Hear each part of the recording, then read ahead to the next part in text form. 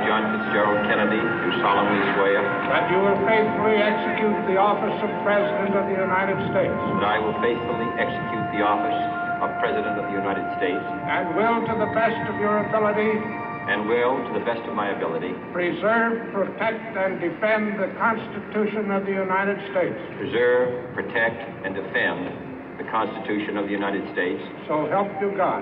So help me God.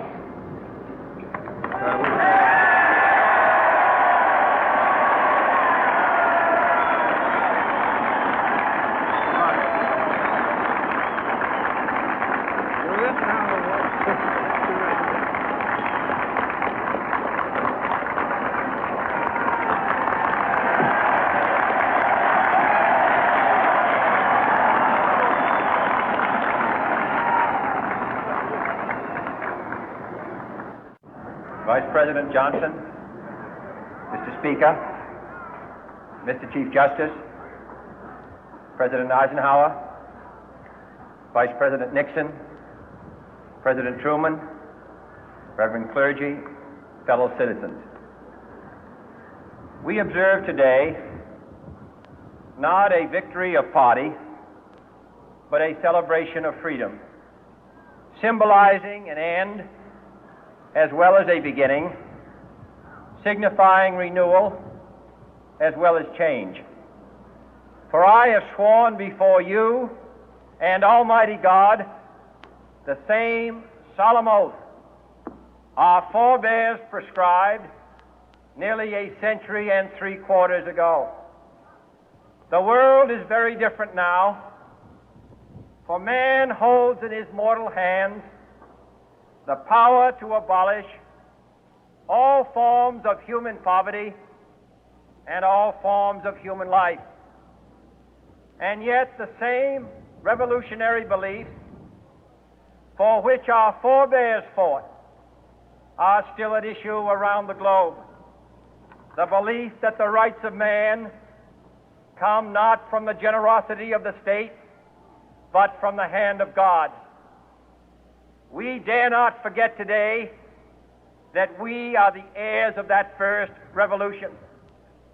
Let the word go forth from this time and place to friend and foe alike that the torch has been passed to a new generation of Americans born in this century, tempered by war, disciplined by a hard and bitter peace, proud of our ancient heritage, and unwilling to witness or permit the slow undoing of those human rights to which this nation has always been committed and to which we are committed today at home and around the world.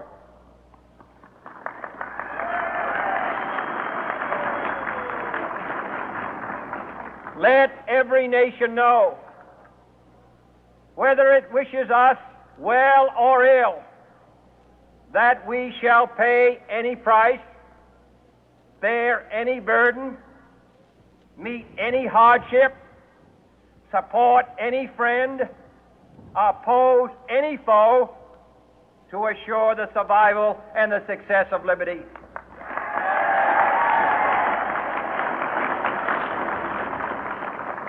This much we pledge and more. To those old allies whose cultural and spiritual origins we share, we pledge the loyalty of faithful friends. United, there is little we cannot do in a host of cooperative ventures. Divided, there is little we can do, for we dare not meet a powerful challenge at odds and split asunder. To those new states whom we welcome to the ranks of the free, we pledge our word that one form of colonial control shall not have passed away merely to be replaced by a far more iron tyranny.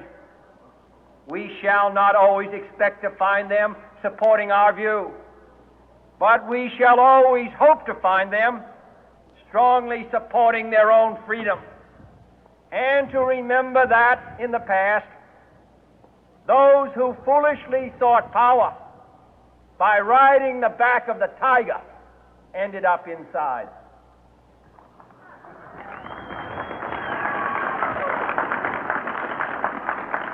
To those people in the huts and villages of half the globe struggling to break the bonds of mass misery, we pledge our best efforts to help them help themselves for whatever period is required, not because the communists may be doing it, not because we seek their votes, but because it is right. If a free society cannot help the many who are poor, it cannot save the few who are rich.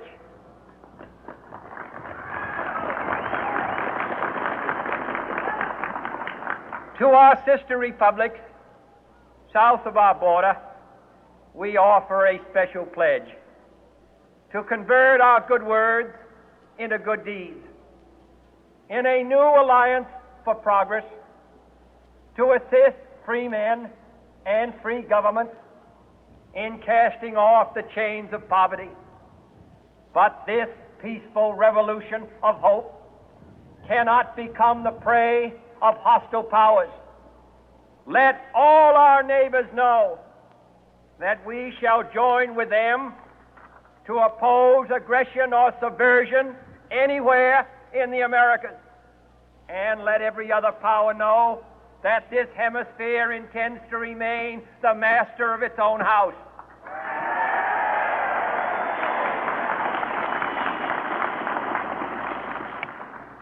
To that World Assembly of Sovereign States, the United Nations, our last best hope, in an age where the instruments of war have far outpaced the instruments of peace, we renew our pledge of support to prevent it from becoming merely a forum for invective, to strengthen its shield of the new and the weak, and to enlarge the area in which its writ may run. Finally, to those nations who would make themselves our adversary, we offer not a pledge, but a request that both sides begin anew the quest for peace. Before the dark powers of destruction, unleashed by science, engulf all humanity in planned or accidental self-destruction, we dare not tempt them with weakness, for only when our arms are sufficient beyond doubt can we be certain beyond doubt that they will never be employed. But neither can two great and powerful groups of nations take comfort from our present course, both sides overburdened by the cost of modern weapons, both rightly alarmed by the steady spread of the deadly atom, yet both racing to alter that uncertain balance of terror that stays the hand of mankind's final war.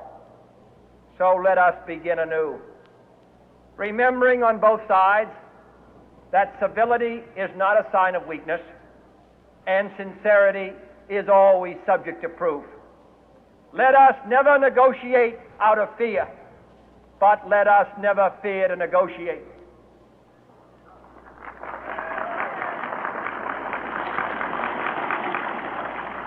Let both sides explore what problems unite us, instead of belaboring those problems which divide us. Let both sides, for the first time, formulate serious and precise proposals for the inspection and control of arms, and bring the absolute power to destroy other nations under the absolute control of all nations.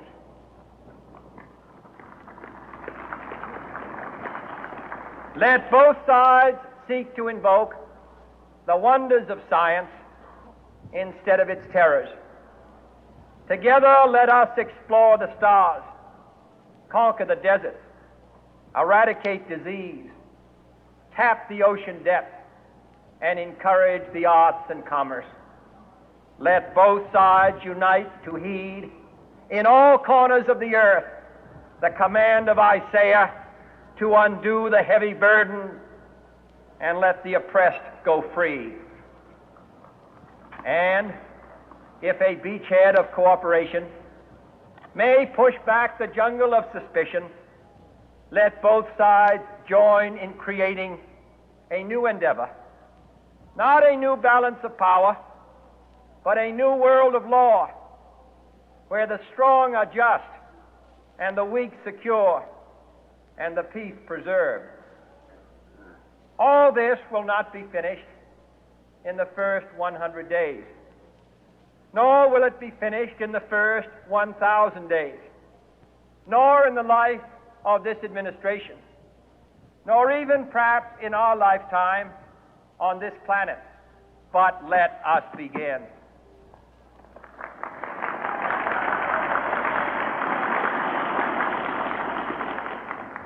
In your hands, my fellow citizens, more than mine, will rest the final success or failure of our course.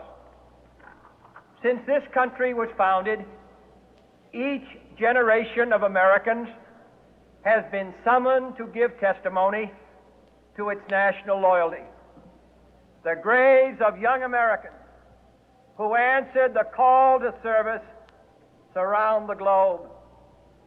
Now the trumpet summons us again, not as a call to bear arms, though arms we need, not as a call to battle, though in battle we are, but a call to bear the burden of a long twilight struggle, year in and year out, rejoicing in hope, patient in tribulation, a struggle against the common enemies of man, tyranny, poverty, disease, and war itself.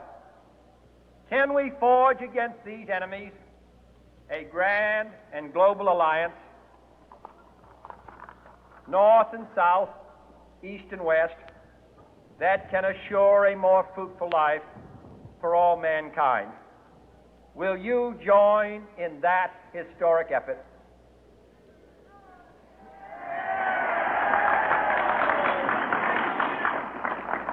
In the long history of the world, only a few generations have been granted the role of defending freedom in its hour of maximum danger.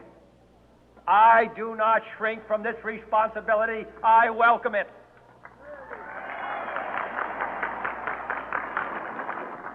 I do not believe that any of us would exchange places with any other people or any other generation.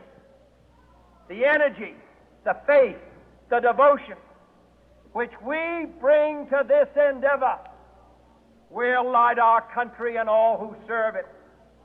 And the glow from that fire can truly light the world. And so, my fellow Americans, ask not what your country can do for you, ask what you can do for your country.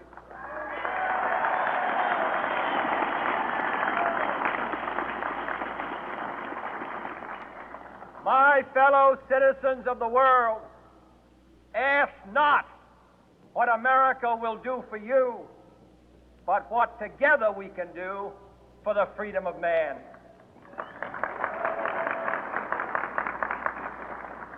Finally, whether you are citizens of America or citizens of the world, ask of us here the same high standards of strength and sacrifice which we ask of you.